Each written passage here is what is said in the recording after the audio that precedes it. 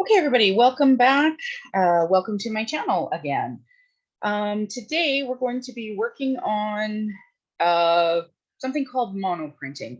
And it's where you take cardstock and ink and some water, mush it together, and you get a print. So basically, we're making our own cardstock.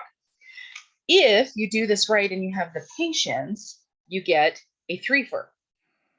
This is what this will look like. So as you can see, out of one technique, I got 3 different cards. This got this front panel, and then the die.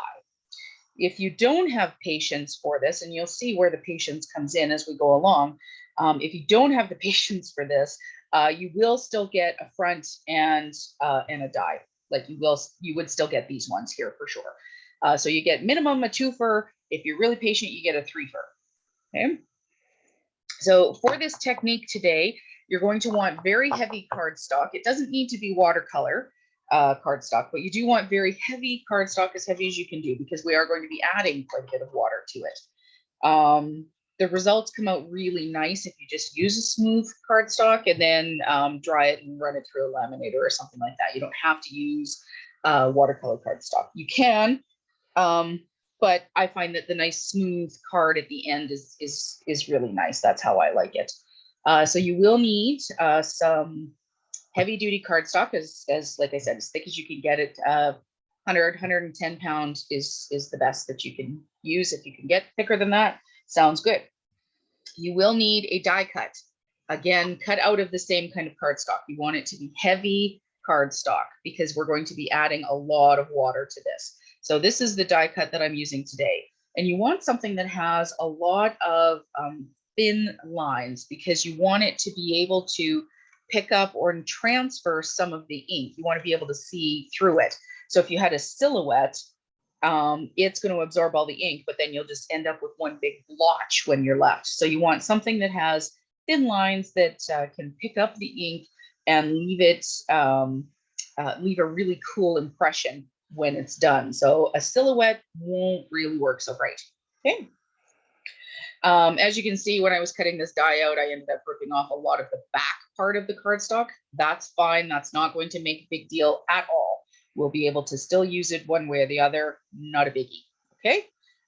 You will need dye-based inks. I'm going to show this technique with 2 different kinds of dye-based inks today. The ones that I have Mementos. These are dye-based inks, and I have Distress inks. So I will be using those later as well for the second one that I'm going to demo. Okay. So to start the technique, you will also need some water, and you will need a die cutting machine. Mine is just off to the side here because you need to be able to press your papers together. So I'll show you what that looks like in a bit here. But we're going to start with this. And you'll need a heat tool because you will need it to dry the paper in order to get it apart. Okay. So when we're looking at our cardstock here, we're going to put down some ink, and you want to put down as much ink as you can.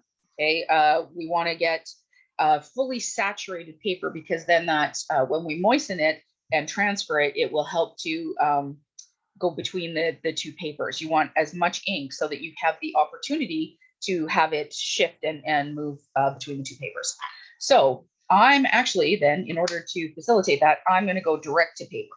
So as you can see, you don't have to do a really good blending, and I'm just soaking my paper here. Putting down a ton of color, okay, ton of ink. And for this technique, it does not need to be really well blended. The water will do the blending for us, so you don't have to worry about that part. Just want as much ink, and as you can see, this one obviously needs to be re-inked, but that's fine. Just keep pushing it down, and moving it around, trying to push as much ink into the fibers of the paper as possible. The more ink we have down, the better transfer we will have and the better results you'll get on the end. So I'm just gonna keep kind of pushing it here.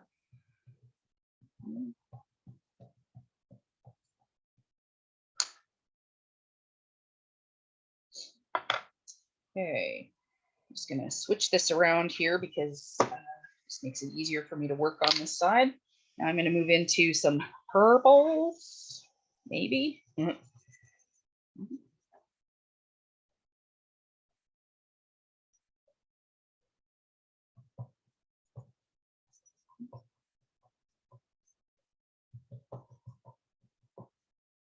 And you can see in some of these areas that is a fairly heavy application of ink, and that's what you need. You need a heavy application of ink here.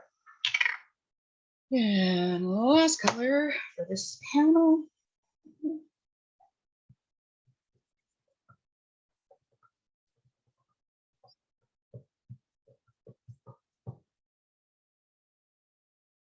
And I am transitioning a little bit over the top of one here, in between the two colors. You can do that. You don't need to. The water will move our ink around. That's not going to be a problem. So now I'm going to pick up my panel, just move it out of the way there, kind of clean this up a little bit. Now I've got a thoroughly saturated panel. I'm going to take a little bit of washi tape or low tack tape, whatever you've got, masking tape, whatever you've got. I'm going to stick this on my hand here to unstick it a little bit, get a little bit of the oils from my hand, because this is fairly strong washi tape, and I don't want it to be super strong and then end up ripping my cardstock when it's already pretty delicate. Okay, so I'm just going to create a hinge here so that I can flip this one and add. So it's going to be able to flip over top there.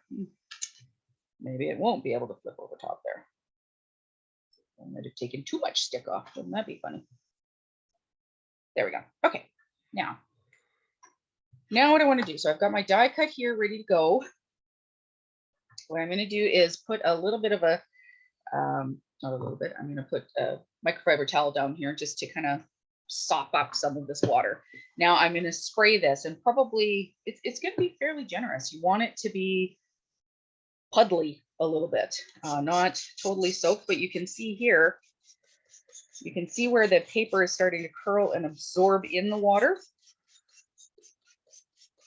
Okay, more water to start with is better than not enough.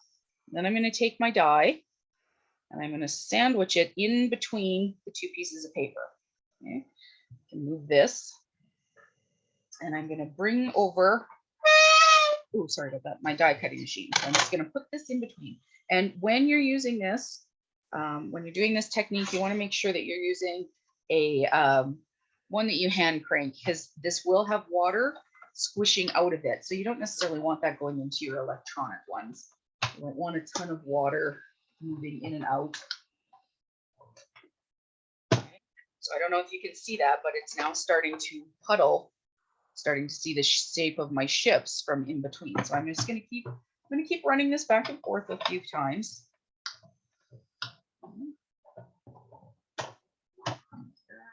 Or we're trying to create pressure so that we're squeezing the water and the ink into the die, and then also into the other piece of cardstock. If you want to see more techniques like this, I got this from the marvelous maven of Miss Jennifer McGuire. She showed this, and it's just beautiful, some of the techniques and things like that she's done. You can do this particular technique with distress oxides. However, because of the formulation of the oxides, so here I've gotten ink on my pads, on my things here, so I want to make sure that I'm cleaning that up. But again, in case this should leak out, that's why you don't want to be using this in your electronic die cutting machines. We want to make sure that we're not getting any water or anything like that into the mechanics of it. So that aside here, this out. Okay. Now, as I was saying, if you wanted to use it, it is possible to get a transfer with distress oxides. The challenge is that in the formulation of the oxides, the way that they're created, the actual tones don't, when water is added to them, you won't necessarily get green, for example. If green is what you put down, once it transfers some of the properties, because it reacts to water, you might end up getting pink. So it absolutely works for sure. you just may not get the results that you think you're looking for. Okay. So now my cards are very wet, very wet. So what I'm going to do, and you can see here where my die cut has now both impressed, but also where it has blocked where the ink transfer from the other piece of cardstock might be coming in.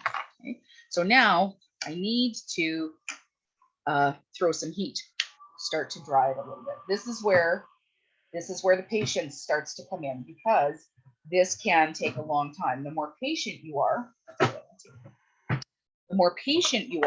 the better chances you have of being able to pull it apart without ripping your die, and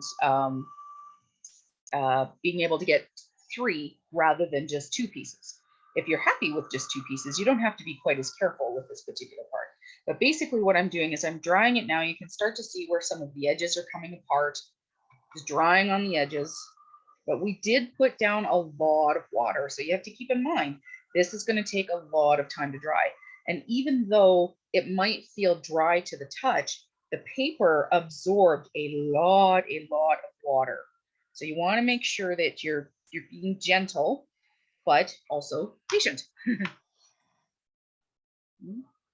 So it's starting to come apart here on the edge. I'm just going to see if I can tease it apart with some tweezers or my pick tool here. See what we can get if it's ready to be pulled apart. Okay. Yeah. Because once it's pulled apart, it's much easier to start drying from both sides. So now you can see that I've gotten a faint outline in the one that transferred. My colors of the one that I added the water to, that I added the ink directly to, have now bleached out a little bit and have transferred to the other piece of paper. So I could be perfectly happy with just this and just have a twofer. But if I'm careful and dry this enough, I can actually lift my die cut and get that third piece, so that I can then just add my die cut just like this, because the ink has also transferred to my die cut, and I can pull that off and get this really, then I get 3 different fronts for my card. So let's see what we can create here. See if we can get that and dry it off enough to, because your die cut is obviously going to be the weak link of the trio here. It's going to be the most fragile because we've added a lot of water to it. So it could very easily rip. So edges are starting to curl here. So I'm going to turn that over and dry it from the other side.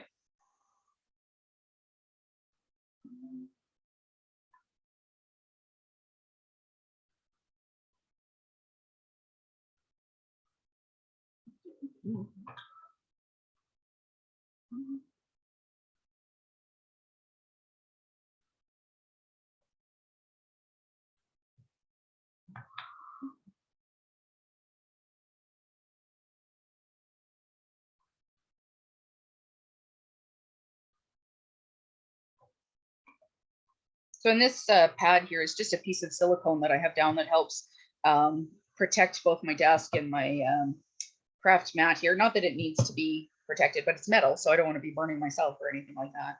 This little silicone thing I actually picked up from HomeSense, but I found other ones you can get like at the dollar store, any kind of hot pad or something like that. The silicone, it helps so that it doesn't move around on you, which is great. Sometimes I use it for holding my ink pads when I'm inking.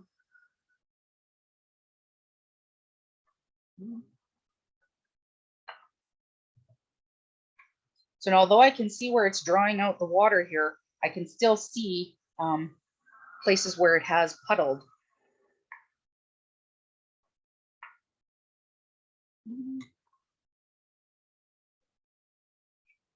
Okay, let's see here what we can get. So I'm gonna carefully pull this apart, take off the hinge.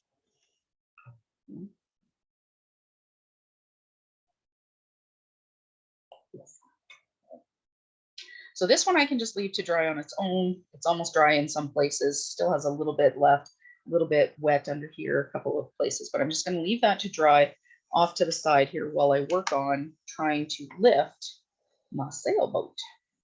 And it has lifted in a few places. So what I want to do is take my craft tool here and just kind of move it along. I'm not forcing it.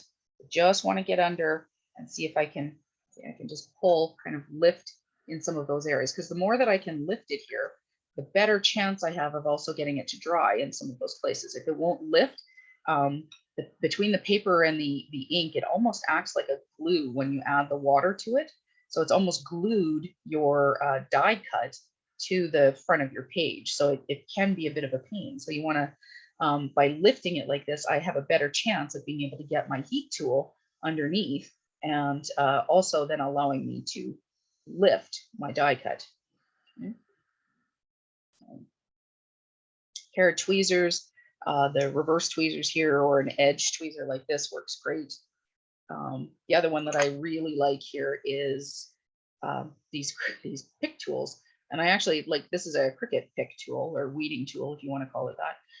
But I actually got them from Dollar Tree, and I picked up a few of them because they're just so gosh darn handy for exactly this kind of thing. So I'm just getting under there, just giving it a little bit. There's no forcing, giving it a little bit of pressure. And there we go.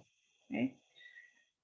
So it didn't pick up a ton of ink, but just enough that it has hinted. If I were to take this and put it on a piece of white card, like this.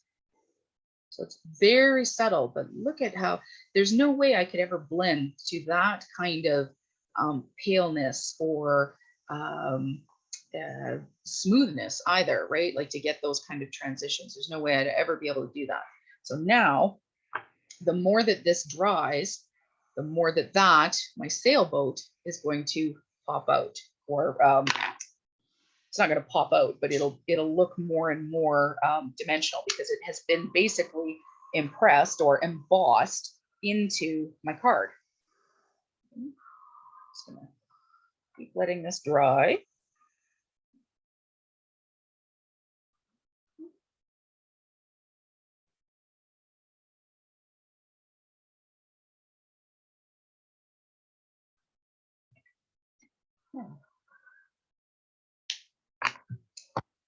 Okay. So because I was patient enough in pulling up my die cut, I've actually got 3 cards here that I can do now. So I would trim these 2 down, and then I've got 1 sailboat, 2 sailboats, and then the third one with the die that I can actually just stick down and create in the same way that I did these guys. So this is the one that the die cut was pushed into. That was this is the one that the panel that I added the ink to. Okay. This is the panel that the die cut came off of. So that was the transfer. This is how it started. Much deeper than that, but it started and went to there. And then that is my die cut. Just stuck to a card front. Okay. I'll do this one more time. I'm not going to be able to make the cards from these because they do need to be flattened and things like that. But I do have another set of examples. So I'm just going to move these to the side here. And we'll do one more with the technique, just so that you make sure that you've got the technique down pat. Okay. So again, I'm going to start with clean sheet of cardstock. Okay, heavy duty, as heavy as I can get it, because I'm going to be adding a lot of water and a lot of ink. And this time I'm going to be using distress inks. So I've got a variety of shades of green here. That's what I'm going to start with. So let's start with pine needles. Nope, I'm going to start with evergreen bough. I'm going to put that center to lower. So and I'm just going, again, direct to paper. Don't need to bring out the blending tools. You can use a blending tool if you want. I don't recommend a blending brush because you're not going to get enough paper, or sorry, enough ink onto your paper. The best thing to do is if you're going to use an ink tool such as this, you want to make sure that you're using with a sponge dauber, not one of the blending brushes, because you will not get nearly enough ink onto your page. Or, well, you could, but it will take you years to get to that point. And not all of us have that kind of time. Okay, so the colors that I'm using here are pine needles, evergreen bough, and then at the top here, I'm going to use bundled sage and mowed lawn.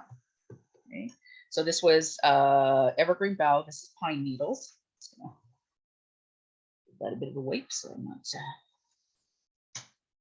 carrying that through. And let's do mowed lawn. Space there.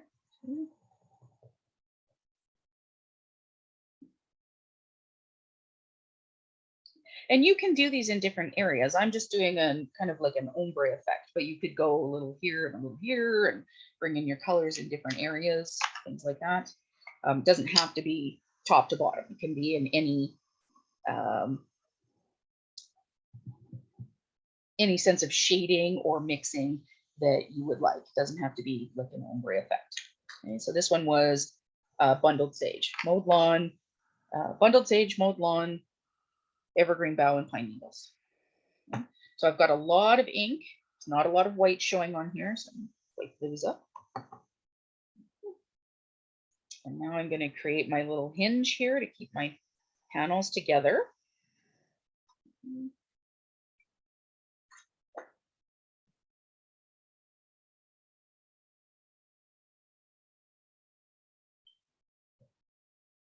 Okay. Now, if you don't want any of this transferring, because when I spray the water here, you do get a bit of splashback.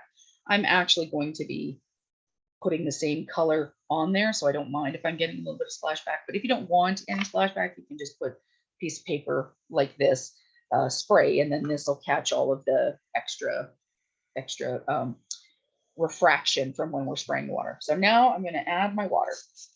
Okay, and again, I want it to almost cool on the paper a little bit, just like that. Okay, so it's starting to cool, curl, cooling a little bit off the edges. I'm going to add a little bit more.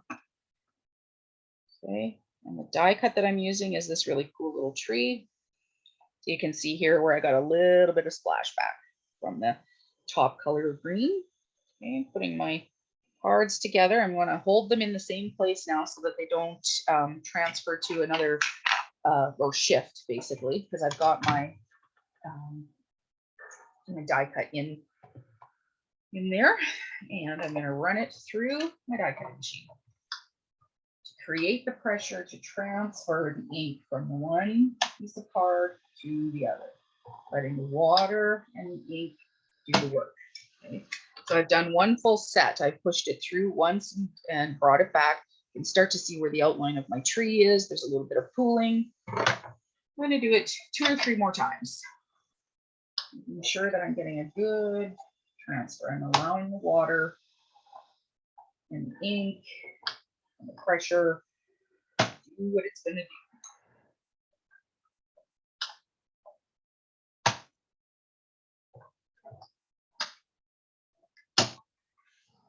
Okay, so now what we've got, take that off. I'm going to give my plates a little wipe down.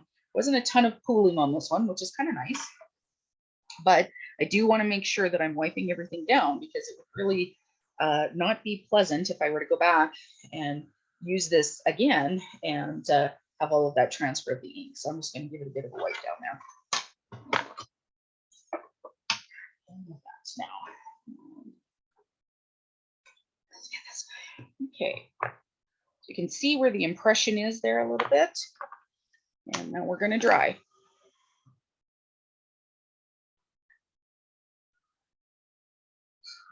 And what I'm watching for is I'm watching for when my cards start to lift. They're going to start to separate a little bit. You want the edges, watch for the edges to come apart, because we can get the two, once we can get the two pieces of cardstock apart, we have a better chance of being able to get at the die cut and start to dry it so that we can lift it and get the 2 fur or the 3 fur.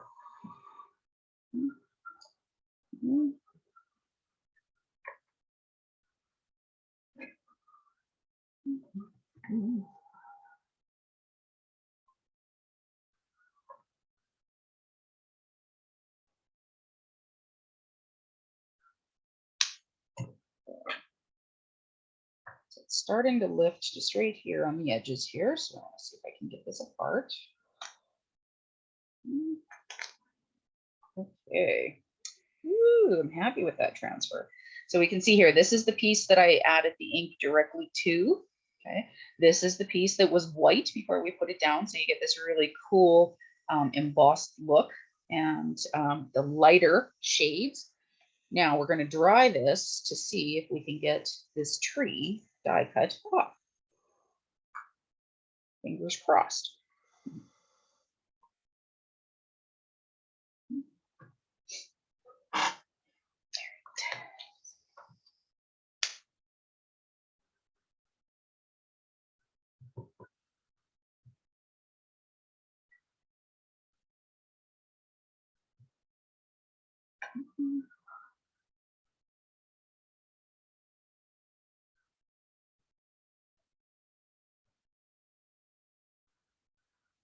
This die cut is a little more delicate than the last one that I did.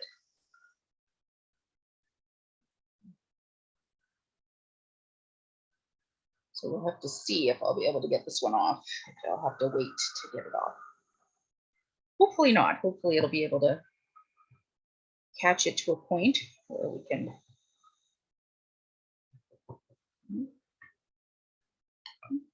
And again, you want to keep moving your heat tool around. You don't want to be burning anything. This is hot. Please keep your fingers away from the area, especially if you have the, well, I mean, this one does get very hot. It doesn't look like it. It's more quiet than the big focused tubular ones, but it does still get very, very hot.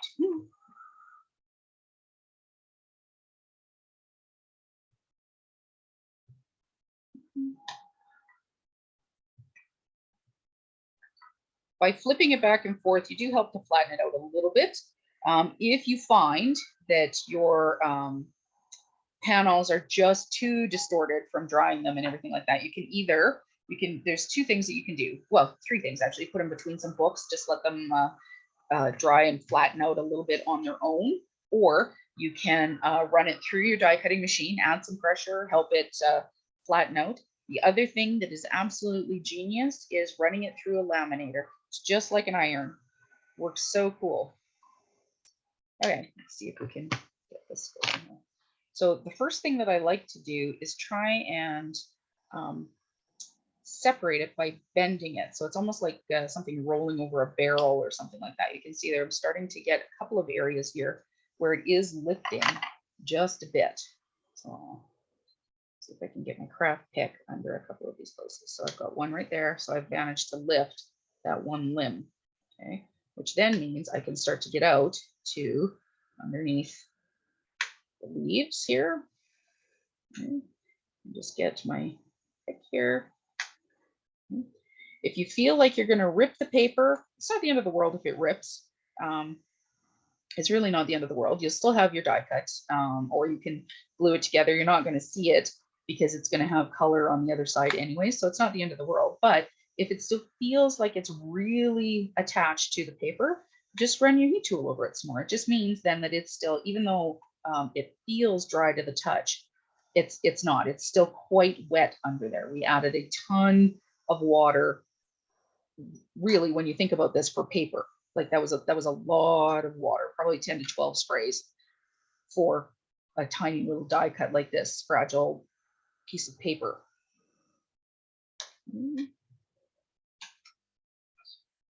I think I can get under this one too.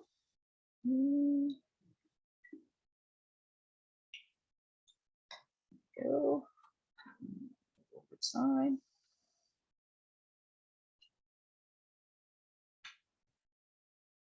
Just have to have a little bit of patience here. Okay, so I've gotten this part of the tree pretty good, I think. The main body still feels like it's pretty attached yet, so I might have to bring up the heat tool a little bit more for that part, but we'll see here.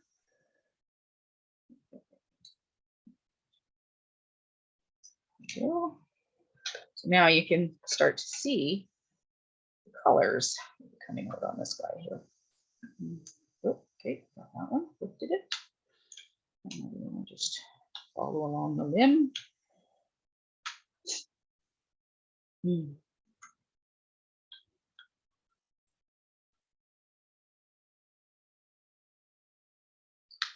So I can feel here that I've lifted these enough. I can continue to follow along them.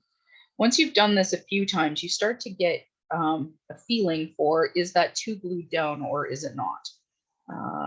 Will it release or will it not? So again, we can follow along with it. It's, I mean, it's, you know, it's like when you have a puppy or a baby or something like that. You treat them gingerly, but you recognize they're not quite as fragile as you think you are. You know, I mean, obviously you're not throwing them around or something like that, but they are more hardy, and you know, you still have to be careful, but not as careful as you think you do. So you can maneuver it a little bit. It does have maneuverability. You just have to be gentle and persistent and patient.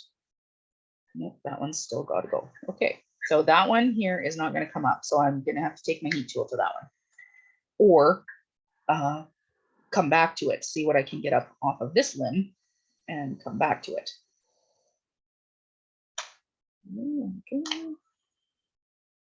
So, and obviously I'm not great at techno things and stuff like that. So this is all real time. You're watching exactly how I'm doing this in real time. I'm not changing anything. I'm not fast forwarding, because unfortunately I don't know how to do that. One of these days, maybe I will figure it out, but for today, I don't know how to do that kind of stuff. So this is real time. I got the first one done. Second one, I think we're sitting at about 20 minutes. There we go. So that lifted. I just dried it a little bit more and it lifted. Now I'm going to push my picker tool here under the, get the roots of the tree.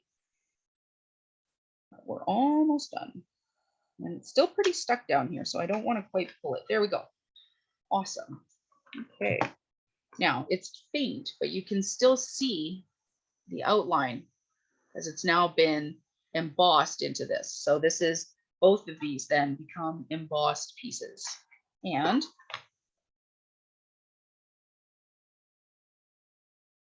there's my tree, which you can't see on that, but we'll put onto the white like this.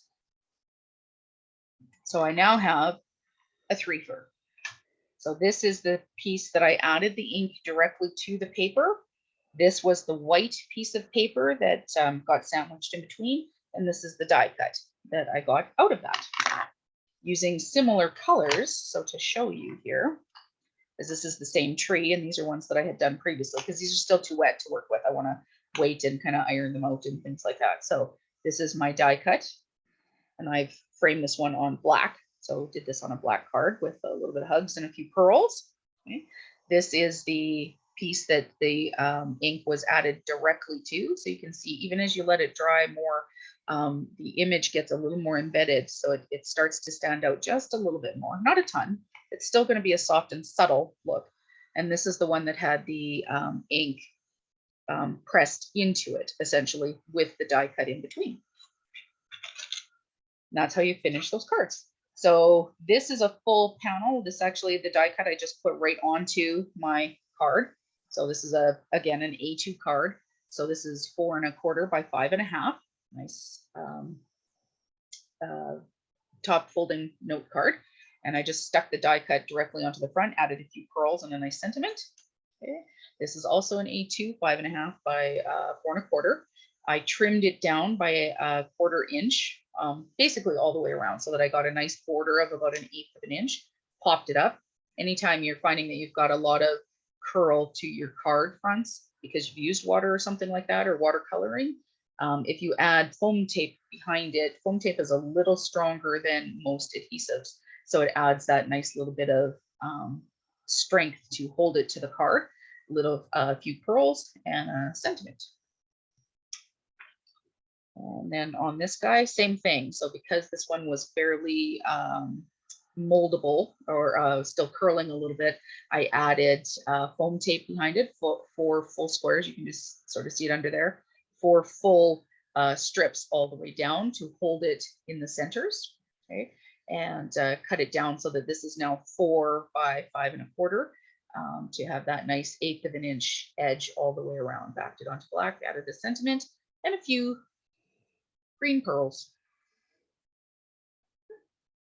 If you have any comments, questions, by all means, please leave them in the comments. Thanks again for joining me today, and take care. We'll see you again.